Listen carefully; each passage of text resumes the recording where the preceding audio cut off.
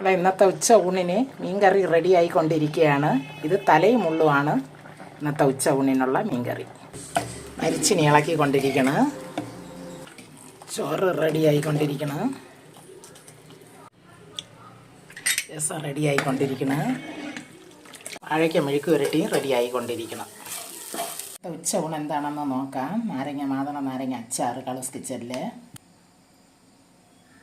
വാഴയ്ക്ക മെഴുക്ക് പുരട്ടി,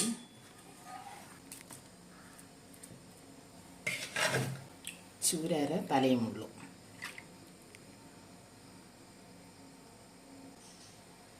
ചോറ് കുറച്ച് തന്നെ വയ്ക്കണുള്ളൂ. മരിച്ചിനി ഉള്ളതുകൊണ്ട് ചോറ് കുറച്ച് മതി.